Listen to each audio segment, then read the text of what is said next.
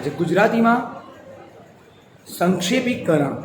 સંક્ષેપીકરણમાં એક પેરેગ્રાફ ઇંગ્લિશમાં આપ્યો હોય, એ ઇંગ્લિશ પેરેગ્રાફને આપણે ટ્રાન્સલેટ કરવાનો રહે ગુજરાતીમાં, અને એનું 1/3 પાર્ટનું મોરલ એ આપણે અંદર લખવાનું હોય.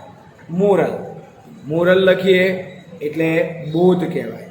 એમાંથી શું શીખવા મળે છે એ ગણાય. અને 1/3 કરી ઉપર ટાઇટલ આપવાનું અને નીચે 4 to 5 લાઇન્સમાં આપણે એને એક્સપ્લેન કરવાનું. 4 to 5 લાઇન્સ ટ્રાન્સલેટ કરીને ગુજરાતીમાં લખવાની છે. આપશે ઇંગ્લિશમાં એ થોડુંક અઘરું પડશે. માટે ડાયજેસ્ટ છે કે દર્પણ છે, આપકુમારમાંથી, વ્રજમાંથી, તમે એમાંથી ગમે તેમાંથી કરી શકો. જેટલી પ્રેક્ટિસ કરશો એટલી વધારે ફાયદો આપશે. બરાબર? તો જોઈએ પહેલું એક્ઝામ સ્ટાર્ટ કરીએ. સંક્ષિપ્ત લેખનની સમજ. પહેલાં આ પેરેગ્રાફ આપ્યો હોય જે ઇંગ્લિશમાં હશે. અપ્રોક્સિમેટલી એના પેજીસ કાઉન્ટ કરવા, એના સેન્ટેન્સ કાઉન્ટ કરવાના. એ સેન્ટેન્સને 1/3 આમાં લખ્યું હોય છે ઉપર ત્રીજા ભાગમાં, એટલે 1/3 પાર્ટમાં એને મોરલ ગુજરાતીમાં બનાવીને લખવાનું. આ મોરલ. Hello friends, I am Bhumir sir.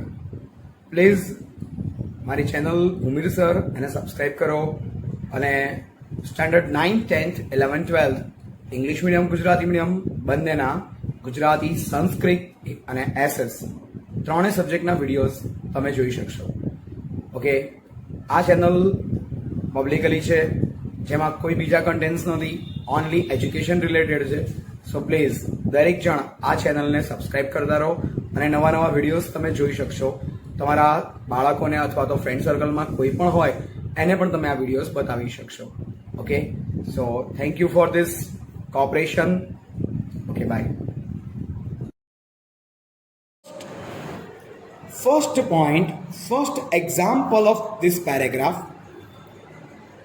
First we read it. One great defect of our civilization is that it does not know what to do with its knowledge. We think this great defect, our civilization and knowledge.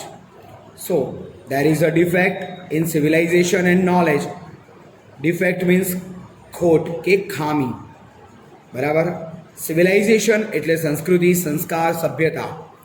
Knowledge એટલે જ્ઞાન. Science, as we have seen, has given us power fit for the gods, yet we use them like small children. It gives a power. Science, vignan, power, takat, shakti. For example, we do not know how to manage our machines. આપણા યંત્રો, machines means યંત્રો. Machines were made to man's servant, yet he has grown so dependent on them that they are in a fair way to become his masters. Already most men spend most of their lives looking after and waiting upon machines. So lot of men are behind them. They have to look out for the machineries. Now, and machines are very stern master. They must be fed with coal or any type of fuel and given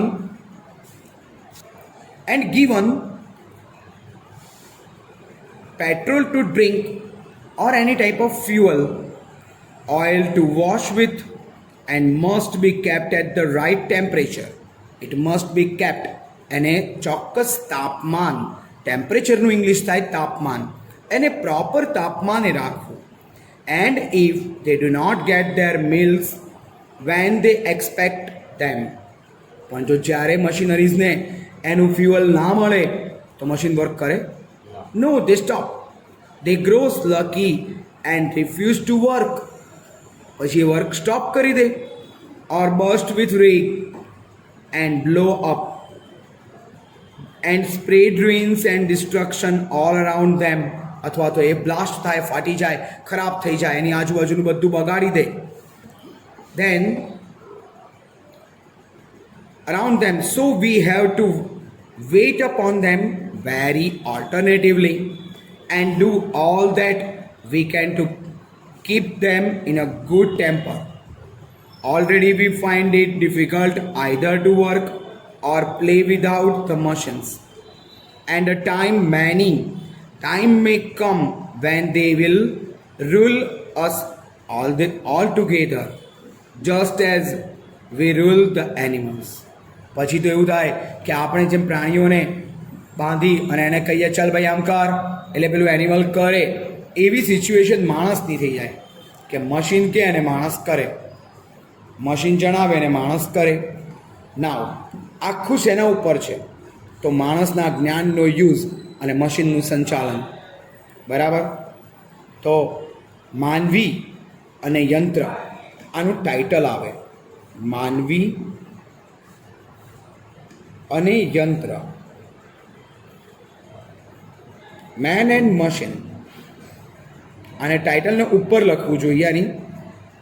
હવે આપણે એનું translation means એનું પ્રેસી કરીએ છીએ, સંક્ષેપ એટલે moral. આપણને ખબર નથી કે આપણા જ્ઞાનનો ઉપયોગ કેવી રીતે કરવો. આ ખામી છે. વિજ્ઞાને આપણને અતિમાનુષી, માનવીય, અતિમાનુષી શબ્દ યાદ ના રહે તો માનવીય શબ્દ વાપરી શકાય, માનવીય શક્તિ આપી જેનો ઉપયોગ કરતા નથી. ઉદાહરણ તરીકે આપણે આપણા યંત્રનું સંચાલન કરવા સક્ષમ નથી. We are not able to do anything with our machineries, જેને કારણે યંત્રો કાર્યરત રહી શકતા નથી. યંત્રો પ્રોપર વર્ક નથી કરતા. તેઓ આપણા આદેશનું પાલન પણ કરતા નથી. આપણને પહેલેથી જ યંત્રોની એટલી આદત પડી ગઈ છે કે તેના વિના હવે આપણને ચાલતું પણ નથી. યંત્રની એટલી આદત થઈ ગઈ છે. એ પછી નાનામાં નાના પંખો હોય, લાઇટ હોય કે મોબાઈલ હોય, આ આપણા બહુ સાદા એકદમ રોજના યંત્રો. અને વ્હીકલ્સ, એણે તો આપણા પગ તોડી જ નાખ્યા છે, જેણે આપણી શક્તિઓ તોડી નાખી છે. તેના વિના આપણને ચાલતું જ નથી. સમય જતાં આપણે તેના ઉપર આધારિત બની જઈશું, મતલબ કે આપણું ડિપેન્ડન્સ એના પર થઈ જશે. આપણું અસ્તિત્વ જ વિસરી જઈશું. વિસરી જવું મતલબ ભૂલી જવું, ખોવાઈ જવું. આપણે પોતે કોણ છીએ એ પણ નહીં ખબર હોય. તો આમ આ રીતે આનું ગુજરાતીમાં 5 થી 5 વાક્ય લખવાના આવે. વાક્ય ક્યારે પૂરું થાય? ક્વેશ્ચન માર્ક, ફૂલ સ્ટોપ, ત્યારે વાક્ય પૂરું થાય. આમાં ટોટલ આ લોકોએ 7 વાક્ય લીધા છે, 6 વાક્ય સોરી. તમે 5 લો તો પણ ચાલે. 5 વાક્ય મોરલ તરીકે આવતા હોય તો કોઈ ઇશ્યુ નથી. 5 વાક્ય આવવા જોઈએ. બરાબર? 5 વાક્ય આવે એટલે મોરલ તરીકે એ બરાબર છે. અને ટાઇટલ આમાં 5 માર્કમાં એવું હોય કે તમે ટાઇટલનો 1 માર્ક મળે. સપોઝ તમે ટાઇટલ નથી લખતા તો એ લોકો 1.5 કે 2 માર્ક કટ કરી શકે. અને સંક્ષેપીકરણ, એના તમે 5 સેન્ટન્સ લખો છો જેમાં લગભગ મોરલ આવી જાય છે. કદાચ એવું લાગ્યું આપણને, સરને એવું લાગ્યું કે મોરલ નથી આવતું, તો પણ તમારું ટાઇટલ જો સાચું હશે ને તો 1 or 1.5 ટાઇટલનો અને નીચેના લખાણનો 1.5 કે 2, ભલે ખોટું હશે તો પણ એવરેજ તમને 3 or 3.5 મળી શકે છે. આ પોઈન્ટ છોડવા જેવો નથી. આને તમે ભૂલથી જો છોડી દો ને તો ખરેખર તમારા માર્ક પૂરેપૂરા ગયા છે. એટલા માટે ધ્યાનથી લખજો. અને આ રીતે ટાઇટલ નીચે ન આપતા ઉપર આપવું જોઈએ. લખવાના સ્ટાર્ટિંગમાં ઉપર લખાય. Okay, title. અને શીર્ષકને આવી રીતે ડાર્ક કરી શકાય, પેન્સિલથી આઉટલાઇન પણ કરી શકાય. ઓકે, બીજું example. So second example, this is IMP for board examination. English education and English language. English education and English language have done immense good to India એણે ભારતને ઇંગ્લિશ અભ્યાસ, ઇંગ્લિશ ભાષા તેણે ભારતને ઘણું આપ્યું. In spite of their glaring drawbacks, અને એના કેટલાક નેગેટિવ પોઈન્ટ પણ છે, નકારાત્મક પાસા પણ છે. The notions of democracy and self government are born of English education. એનું પોઝિટિવ પાસું પહેલું બતાવ્યું કે એમાંથી ડેમોક્રેસી એટલે કે લોકશાહી અને સેલ્ફ ગવર્મેન્ટ સ્વશાસન એનો ઉદ્ભવ થયો. Those to fought and die for mother India's freedom were nursed in a cradle of English thought and culture. અને એના જ કારણે અંગ્રેજી ભાષાના જાણનારા લોકોએ ભારત એને આવું જ્ઞાન, ભારતને આવી સિચ્યુએશન સમજાવી આપી.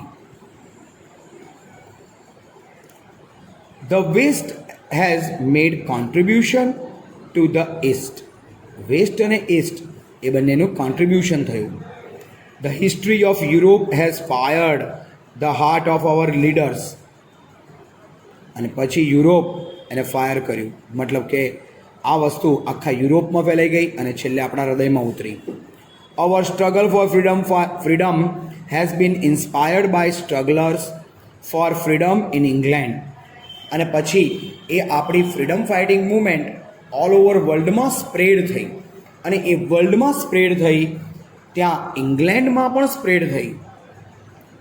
America and France. If our leaders were ignorant of English and if they had not studied this language, how could they have been inspired by this heroic struggle for freedom in other land? જો એ લોકોને અંગ્રેજી આવડતું જ ના હોત, શ્યામજી કૃષ્ણ વર્મા, તમે કદાચ એનું નામ સાંભળ્યું હશે. શ્યામજી કૃષ્ણ વર્મા એક ફ્રીડમ ફાઇટર હતા, અને એમણે કરેલી સ્ટ્રગલ, એમણે ઇંગ્લિશમાં, મેડમ કામા એમણે પણ ઇંગ્લિશમાં બધા કન્ટ્રીમાં જઈ અને ત્યાં અલગ અલગ કન્ટ્રીની અંદર એ લોકો ઇંગ્લિશ જાણતા હતા એટલે લોકોને સમજાવતા હતા. ઇંગ્લેન્ડમાં પણ ગયા હતા.